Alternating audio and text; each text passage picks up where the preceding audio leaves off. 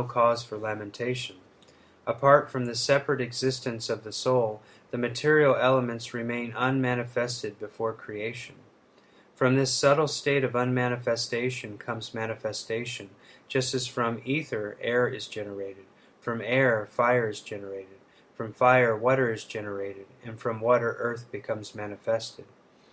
From the earth many varieties of manifestations take place. Take, for example, a big skyscraper manifested from the earth. When it is dismantled, the manifestation becomes again unmanifested and remains as atoms in the ultimate stage. The law of conservation of energy remains, but in course of times things are manifested and unmanifested. That is the difference. Then what cause is there for lamentation either in the stage of manifestation or unmanifestation? Somehow or other, even in the unmanifested stage, things are not lost. But at the beginning and at the end, all elements remain unmanifested, and only in the middle are they manifested, and this does not make any real material difference. And if we accept the Vedic conclusion as stated in the Bhagavad Gita, Antavanta ime deha, that these material bodies are perishable in due course of time, nityas yoktaha sharirina, but that soul is eternal, then we must remember always that the body is like a dress. Therefore, why lament the changing of a dress? The material body has no factual existence in relation to the eternal soul. It is something like a dream. In a dream, we may think of flying in the sky or sitting on a chariot as a king, but when we wake up, we can see that we are neither in the sky nor seated on the chariot. The Vedic wisdom encourages self-realization on the basis of the non-existence of the material body. Therefore, in either case, whether one believes in the existence of the soul or one does not believe in the existence of the soul, there is no cause for lamentation for loss of the body. Text 29. Ascharyavat pasyati kaschittinam, ascharyavat vadati tateva chanya, ascharyavat chenam anya shrinoti, Shrutvaphyenam vedana cheva kaschit. Translation. Some look on the soul as amazing, some describe him as amazing, and some hear of him as amazing, while others, even after hearing about him, cannot understand him at all. Purport. Since Gita is largely based on the principles of the Upanishads, it is not surprising to also find this passage in the Katha Upanishad. Shravanayapi bahubiryona labhya shrinvantopi bahavo yehena vidyu ascharyo vakta kushalo siya labda ascharyo janata kushala nushishta. The fact that the atomic soul is within the body of a gigantic animal, in the body of a gigantic banyan tree, and also in the microbic germs, millions and billions of which occupy only an inch of space, is certainly very amazing. Men with a poor fund of knowledge and men who are not austere cannot understand the wonders of the individual atomic spark of spirit, even though it is explained in the greatest authority of knowledge, who imparted lessons even to Brahma, the first living being in the universe. Owing to a gross material conception of things, most men in this age cannot imagine how such a small particle can become both so great and so small. So men look at the soul proper as wonderful either by constitution or by description. Illusioned by the material energy, people are so engrossed in subject matter for sense gratification that they have very little time to understand the question of self-understanding, even though it is a fact that without this self-understanding, all activities result in ultimate defeat in the struggle for existence. Perhaps one has no idea that one must think of the soul and also make a solution of the material miseries. Some people who are inclined to hear about the soul may be attending lectures in good association, but sometimes, owing to ignorance, they are misguided by acceptance of the supersoul and the atomic soul as one without distinction of magnitude. It is very difficult to find a man who perfectly understands the position of the soul, the supersoul, the atomic soul, their respective functions, relationships, and all other major and minor details. And it is still more difficult to find a man who has actually derived full benefit from knowledge of the soul, and who is able to describe the position of the soul in different aspects. But if, somehow or other, one is able to understand the subject matter of the soul, then one's life is successful. The easiest process for understanding the subject matter of self, however, is to accept the statements of the Bhagavad Gita spoken by the greatest authority, Lord Krishna, without being deviated by other theories. But it also requires a great deal of penance and sacrifice, either in this life or in the previous ones, before one is able to accept Krishna as the Supreme Personality of Godhead. Krishna can, however, be known as such by the causeless mercy of the pure devotee, and by no other way. Text 30. Dehi nityam avatyoyam dehe savasya purata tasmat savani bhutani na devam sochitam harasi. Translation. O descendant of Bharata, he who dwells in the body is eternal and can never be slain. Therefore you need not grieve for any creature. Purport. The Lord now concludes the chapter of instruction on the immutable spirit soul. In describing the immortal soul in various ways, Lord Krishna establishes that the soul is immortal and the body is temporary. Therefore Arjuna is a Kshatriya, should not abandon his duty out of fear that his grandfather and teacher, Bhishma and Drona, will die in the battle. On the authority of Sri Krishna, one has to believe that there is a soul different from the material body, not that there is no such thing as soul, or that living symptoms develop at a certain stage of material maturity resulting from the interaction of chemicals. Though the soul is immortal, violence is not encouraged, but at the time of war it is not discouraged when there is actual need for it. That need must be justified in terms of the sanction of the Lord and not capriciously. Text 31. Svadharmam api chavikshya navikampitam harasi daham yati yudachstreyo niyat kshatriyasya na vidyate. Translation. Considering your specific duty as a Kshatriya, you should know that there is no better engagement for you than fighting on religious principles, and so there is no need for hesitation. Purport. Out of the 4 orders of social administration, the second order, for the matter of good administration, is called Kshatriya. Kshat means hurt. One who gives protection from harm is called Kshatriya. Trayate, to give protection. The Kshatriyas are trained for killing in the forest. A Kshatriya would go into the forest and challenge a tiger face to face and fight with the tiger with a sword. When the tiger was killed, it would be offered the royal order of cremation. This system is being followed even up to the present day by the Kshatriya kings of Jaipur state. The Kshatriyas are specifically trained for challenging and killing because religious violence is sometimes a necessary factor.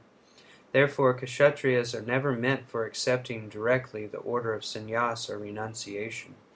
Non-violence in politics may be a diplomacy, but it is never a factor or principle. In the religious law books it is stated, Aha veshumito niyonyam Jigam santo mahikishitam yudamana param shaktya svagam yantiya paranmukha yaha jinishu pashavo brahman anyante satatam divije Samsikrita kila mantrescha tepi svagam avapnuvan. In the battlefield, a king or Kshatriya, while fighting another king envious of him, is eligible for achieving heavenly planets after death. as the Brahmanas also attain the heavenly planets by sacrificing animals in the sacrificial fire. Therefore, killing on the battle on the religious principle and the killing of animals in the sacrificial fire are not at all considered to be acts of violence, because everyone is benefited by the religious principles involved. The animal sacrificed gets a human life immediately without undergoing the gradual evolutionary process from one form to another, and the Kshatriyas killed in the battlefield also attain the heavenly planets, as do the Brahmanas who attain them by offering sacrifice. There are two kinds of svadharmas, specific duties. As long as one is not liberated, one has to perform the duties of that particular body in accordance with religious principles in order to achieve liberation. When one is liberated, one's svadharma, specific duty, becomes spiritual and is not in the material bodily concept. In the bodily conception of life, there are specific duties for the Brahmanas and Kshatriyas, respectively, and such duties are unavoidable. Svadharma is ordained by the Lord, and this will be clarified in the 4th chapter. On the bodily plane, Svadharma is called Varnashram Dharma, or man's stepping stone for spiritual understanding. Human civilization begins from the stage of Varnashram Dharma, or specific duties in terms of the specific modes of nature of the body obtained. Discharging one specific duty in any field of action in accordance with Varnashram Dharma serves to elevate one to a higher status of life. Text 32. Yadrichaya chopapanam svagatvaram apavritam sukhina kishitriya pata labhante yudham idrisham. Translation. O Partha, happy are the Kshatriyas to whom such fighting opportunities come unsought, opening for them the doors of the heavenly planets. Purport. As Supreme Teacher of the world, Lord Krishna condemns the attitude of Arjuna, who said, I do not find any good in this fighting. It will cause perpetual habitation in hell. Such statements by Arjuna were due to ignorance only. He wanted to become non-violent in the discharge of his specific duty. For a Kshatriya to be in the battlefield and to become non-violent is the philosophy of fools. In the Parashara Smriti, or religious codes made by Parashara, the great sage and father of the Vyasadeva, it is stated, Kshatriyo hi praja rakshan shastrapani pradadayan nirjitya parashenyati krishitam dharmena palayet. The Kshatriya's duty is to protect the citizens from all kinds of difficulties, and for that reason he has to apply violence in suitable cases for law and order. Therefore he has to conquer the soldiers of inimical kings, and thus, with religious principles, he should rule over the world. Considering all aspects, Arjuna had no reason to refrain from fighting. If he should conquer his enemies, he would enjoy the kingdom, and if he should die in the battle, he would be elevated to the heavenly planets, whose doors were wide open to him. Fighting would be for his benefit in either case. Text 33.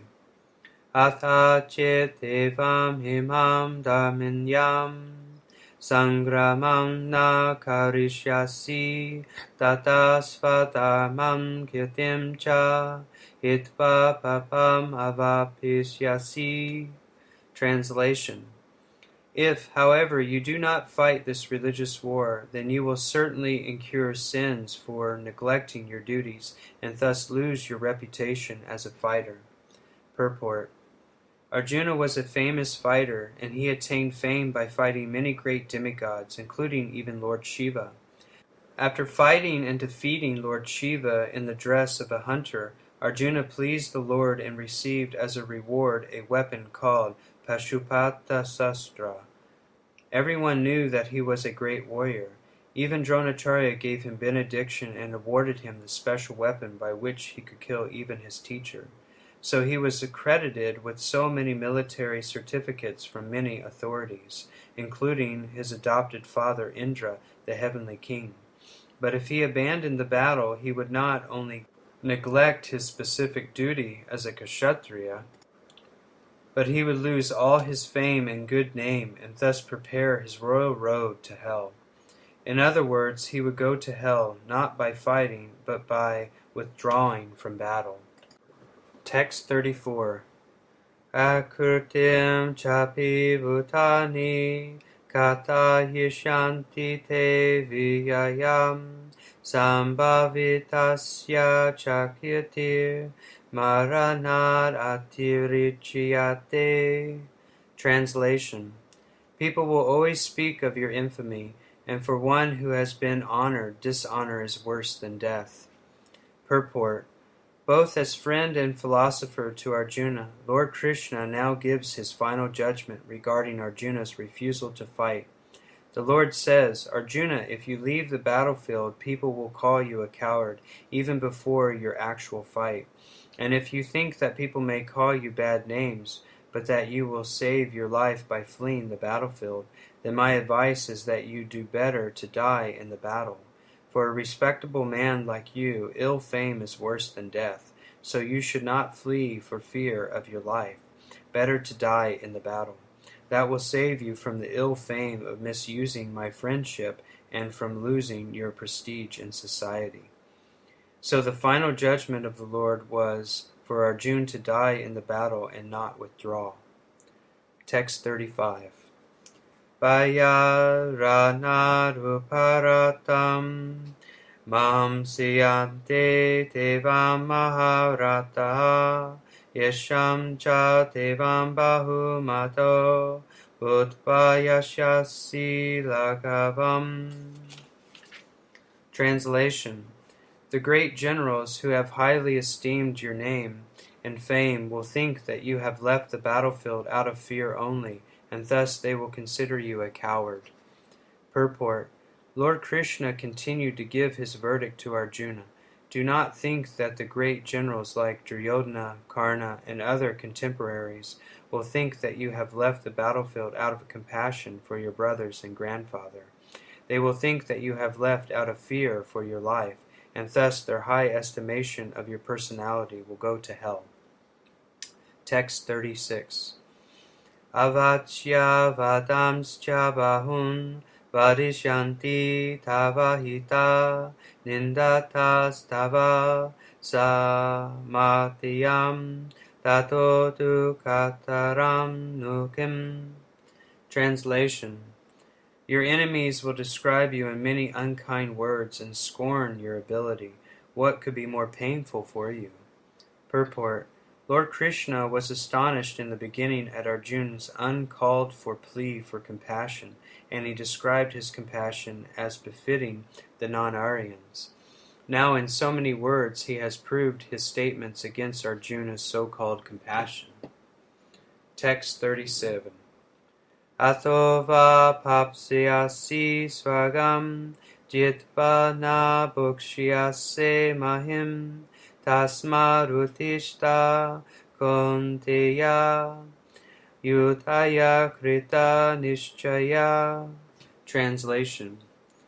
O son of Kunti, either you will be killed on the battlefield and attain the heavenly planets, or you will conquer and enjoy the earthly kingdom. Therefore get up and fight with determination. Purport. Even though there was no certainty of victory for Arjuna's side, he still had to fight, for even being killed there, he could be elevated into the heavenly planets. Text 38. Sukha dukhe same kritva labha labha jaya jaya tato yudhaya yuchyasva nevam bhapam avapisyasi. Translation. Do thou fight for the sake of fighting without considering happiness or distress, loss or gain, victory or defeat, and by so doing you shall never incur sin. Purport. Lord Krishna now directly says that Arjuna should fight for the sake of fighting because he desires the battle. There is no consideration of happiness or distress, profit or gain, victory or defeat in the activities of Krishna consciousness. That everything should be performed for the sake of Krishna is transcendental consciousness, so there is no reaction to material activities. He who acts for his own sense gratification, either in goodness or in passion, is subject to the reaction, good or bad. But he who has completely surrendered